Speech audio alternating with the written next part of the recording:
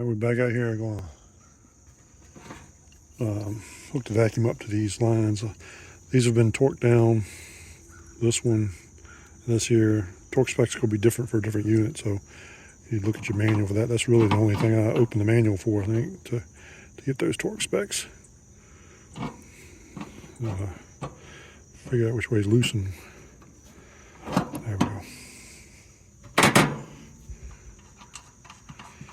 All right, there's only on these mini splits, unlike the normal HVAC units, there's port on each, the high side and low side. This is, I think this is just the, yeah, this is the bigger one. Yeah, so this is the low side. The high pressure liquid line. I think that's the way it is. But all right, so this has got a valve core in it. You do want to take, for the vacuuming procedure, you do want to take this core out. There's a couple different ways to do this, and this is the way I'm doing it.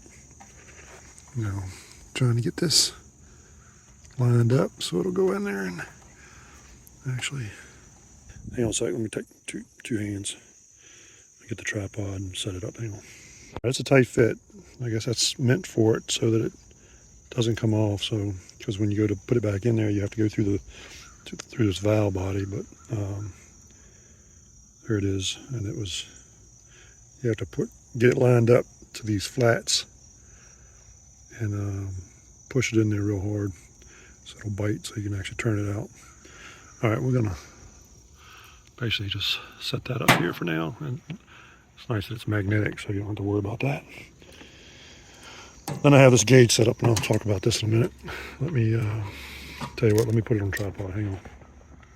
All right, so what we've got is a valve record removal tool here, and this is one that has the, I think, 5/16 end, because the mini splits are a little larger than the I think it's 1/4 inch, maybe.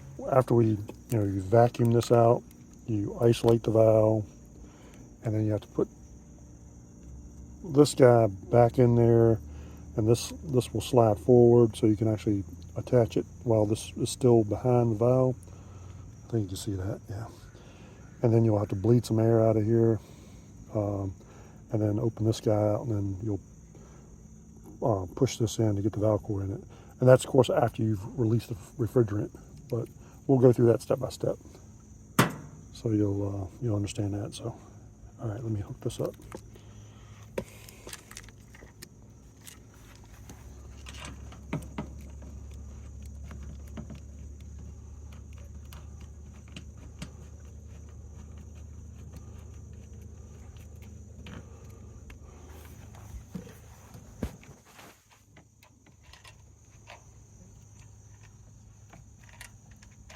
Vacuum gauge is already on, ready to go. Must have hit it. Wow. And I did pull the valve core depressor out of this hose. It's just, you want as few restrictions as possible, even though the gauge itself has a valve core depressor in it. It's kind of leery of removing that from that. I attempted to pull on it, but it didn't seem to. All right, well. Make sure these are all nice and tight. So basically what you're vacuuming out is the LineSet itself, because these valves in here close, which isolates this unit. And so these pipes go through the indoor. Let me get some power, and then we'll turn on this pump here. All right, I'm gonna go freehand here for a second here. So we've got this valve closed off for now until we get the pump started. So this is, all right, so we want to cut the pump on and then open this guy up. That's what actually starts the vacuum. I thought this was the gas valve, the gas ballast valve, but it's actually this guy where you turn, but I think it's broke, so I'm not sure. All it does is save your oil, keeps there's, I guess instead of the initial pull going through your oil, it exhausts it out here. But if I turn a pull on that, it actually comes off. So I probably need to get a replacement of that. So I'm just going to let it run through the oil. We did earlier show replacing the oil in this, I believe. I've got power to this. My valve's currently cut off up there, so I'm gonna go ahead and cut this on, let it run for a couple seconds, then I'll turn this on, which basically opens this, starts vacuuming on the hose here, and then I'll come and turn this guy on, which then starts the process of vacuuming out the lines. And then we'll see this, do this number here, and then it'll start at some number like 40,000, and then hopefully we'll get down below 100 microns, and the goal is to get it somewhere below 100, or at least below 500, that is, and then turn this off and isolate basically the pump from everything, and then you're basically just measuring vacuum here in the line set itself. So all right, let's do that. So it's going to get a little loud. Here we go.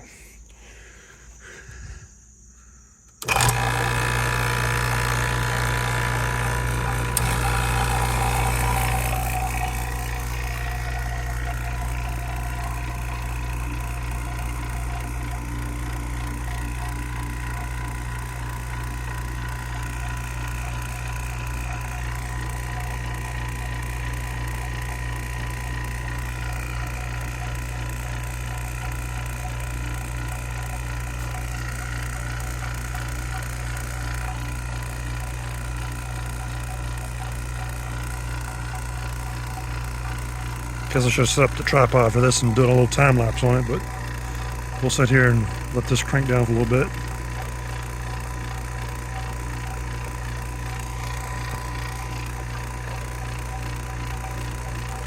This needs to run for at least 15 minutes, but we'll run it as long as it takes for it to get below, somewhere around the 100 microns level. And you saw me hit the little units to change what it's actually measuring in, unit of measure that is. This is more just a leak test. I still need to, before I release any refrigerant, I'm going to go ahead and drill some holes and add an extra anchor in the middle of each one of these brackets. That's my dog barking at the neighbor's dog. So, all right, hang tight. And I do like open and close this a couple times just to make sure.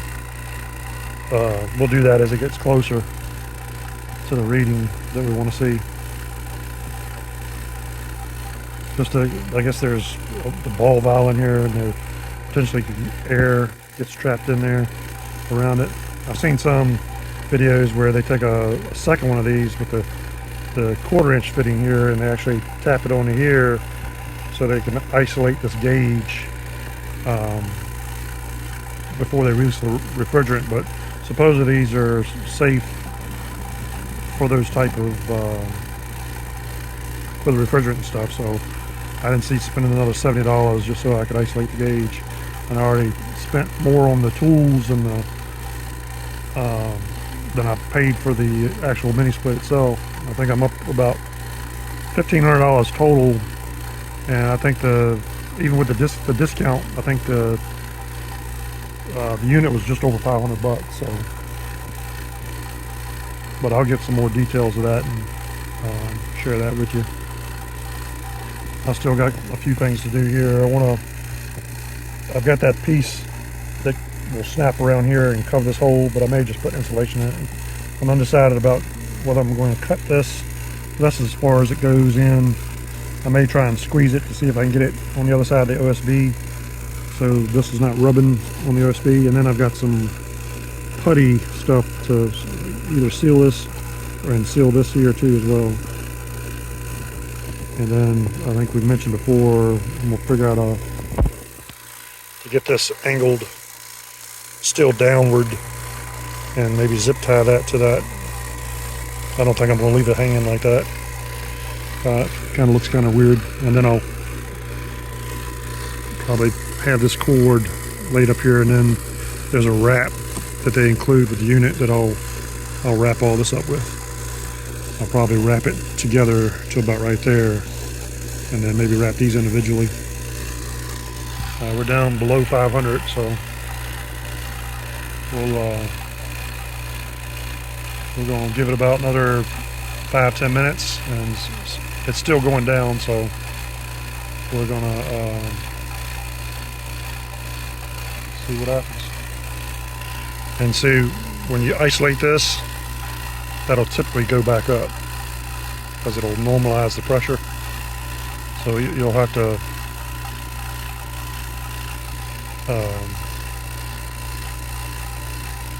because you're measuring vacuum. I see on the larger units where they hook the vacuum gauge on one side and they pull vacuum from the other, but we don't have that option here.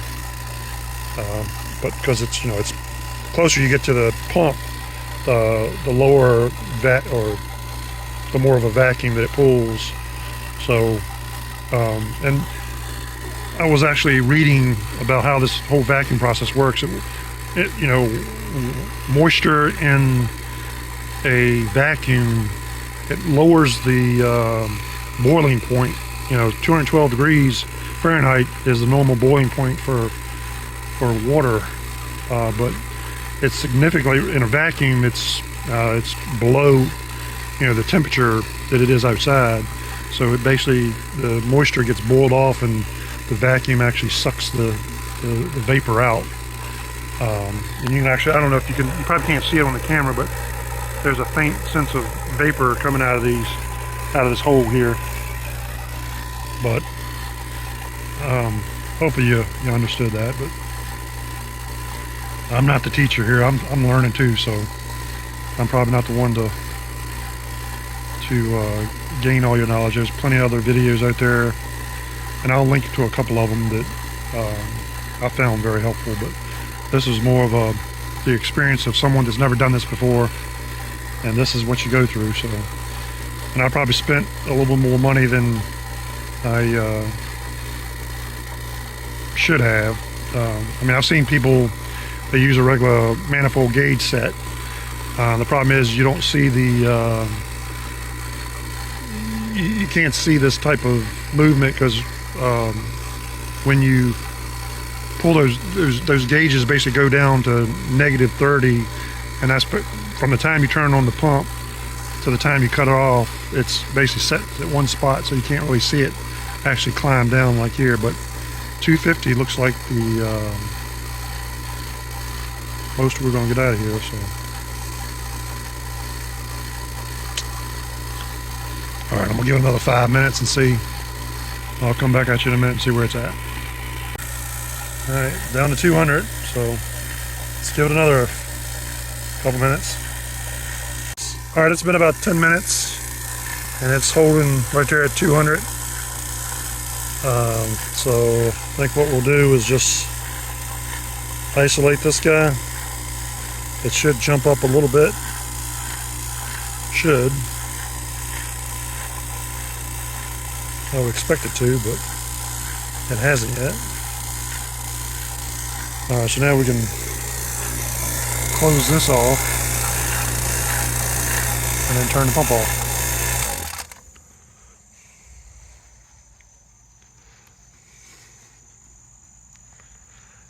And it hasn't moved, believe it or not. Huh. All right, now we'll set another timer for, I'm probably going to let it set for maybe 30 minutes. And then we'll come back to see where it's at. But at this point, definitely don't want to touch this valve, because because this, you know, even though this pump is supposed to be isolated when you cut that off, I've noticed when I was testing it that it would actually jump back up when you close that off. So it's probably not completely sealed on this. There's probably some O-rings or something needs to be replaced. So, but this is brand new, so it should be good here. So what we don't want to do is open this valve up at this point. So we'll let this bake here for about 30 minutes. Make sure this number doesn't rise. And then we will release the refrigerant. We'll take these caps off. I think it's on the liquid side, I think is the one you do first. I've seen some, I'll look at the manual on this one and see what it tells you to do, but I've seen some where it tells you to crack this open for about 5 seconds and close it, and then that basically puts pressure, you know, breaks the vacuum and with the refrigerant, and then you should be able to leak test to make sure you don't have any leaks on the with positive pressure. Granted, we should see a leak with this number should climb if it's sucking atmosphere air back into the lines. This will increase, but it's pulling the seals in versus pushing the seals out with positive pressure. So it could actually leak with a pressure test. So that way you don't lose a lot of refrigerant if you just crack it open for about 5 seconds and close it back up. Yeah, I'm not sure how much refrigerant actually gets in there, but I'll look at the manual and see what it says. But that's what I've seen on other videos. And of course, you saw the gauge power off. That just does that to save the battery. So anyhow, we'll check that again.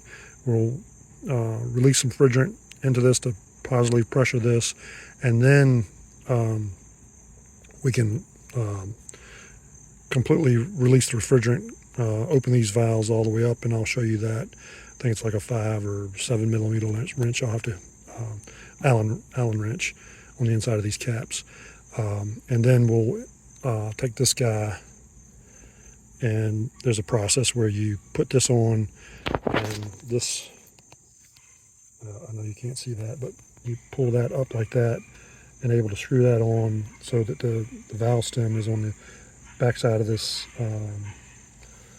this valve, and then what you want to do is bleed the air that's going to be trapped on this side of the valve by loosening this slightly and cracking this open just so you can get a little refrigerant to come out and push any air, trapped air in right here, and then you'll be able to tighten this completely down, open this valve up completely, push this in there to put the valve stem back in, and then once you have that off, you can take that tool back out and then open this up and make sure the Schrader core is functioning properly, not leaking. I have seen guys where that Schrader core ends up leaking because it didn't get it seated properly. So we'll go through all that as well. And we're going to let this set, and we'll cut it back on one more time just to see where it's at. And then we'll give it 30 minutes.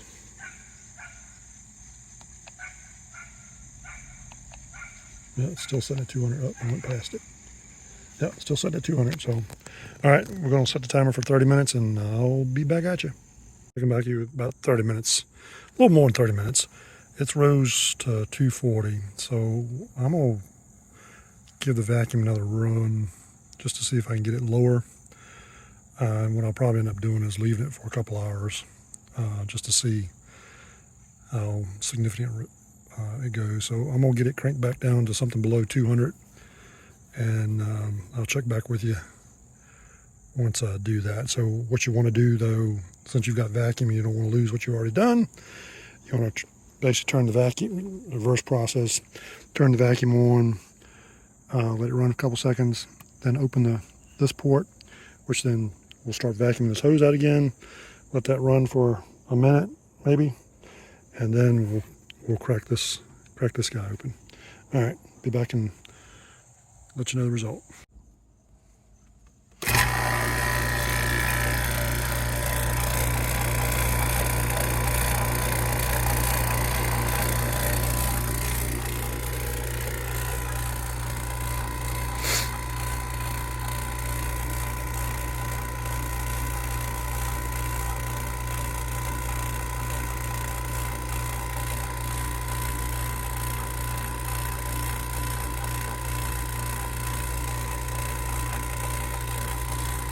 All right, we'll let that run for another 15 minutes at least and see what it gets to do.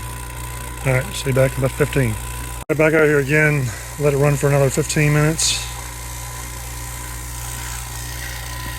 See what it comes up with now.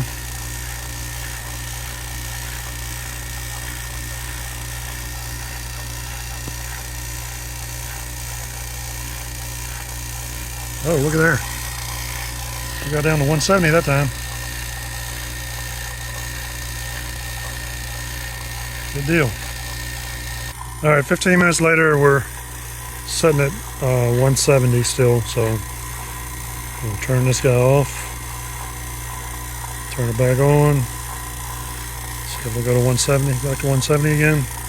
Like 5 minutes, it's still hanging at 180, so because that's what we're gonna have to go with.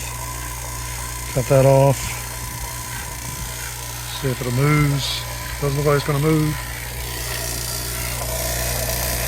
Turn this guy off. Now you can hear me.